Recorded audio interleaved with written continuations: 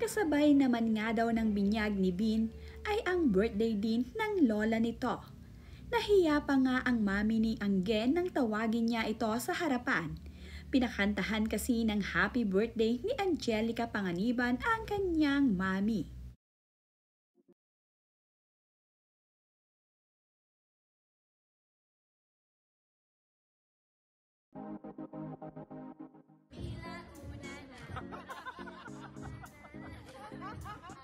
Nakatuwaan naman nga ni Bella Padilla at ni Kim Chu ang kanilang inaanak na si Baby Bean.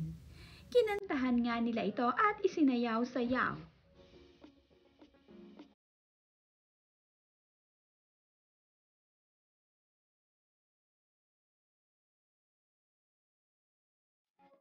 Naaliw naman itong si Direk Lauren sa souvenir na alak na mayroong larawan ng kanyang inaanak na si Bean.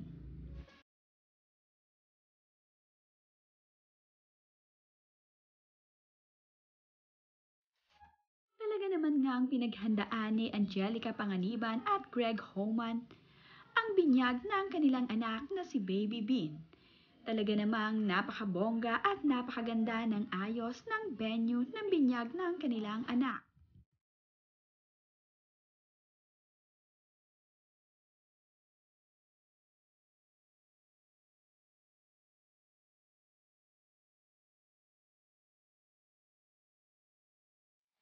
Nakakatuwa naman nga ang video clip na in-upload ni Direk Andoy sa kanyang social media. Nakakatuwa nga ang kanilang mga reaction at talaga namang nagkukulitan ang magkakaibigan. Ngayon nga ay official na silang magkukumare at magkumpare.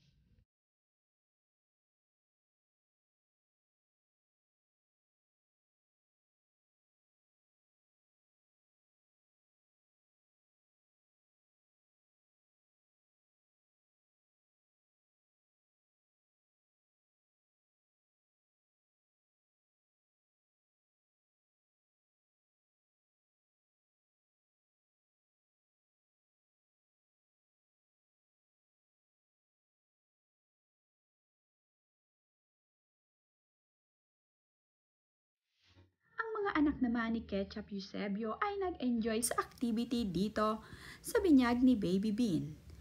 Kasama naman ni Glyza De Castro ang kanyang partner dito sa binyag.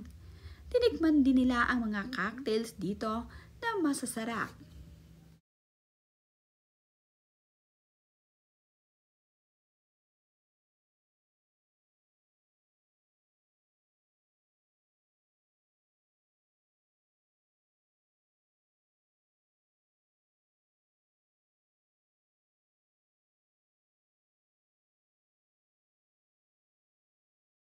Napakaganda naman nga ng pagkakaset up ng venue kung saan ginanap ang binyag ng anak ni Angelica Panganiban at Greg Homan na si Baby Bean.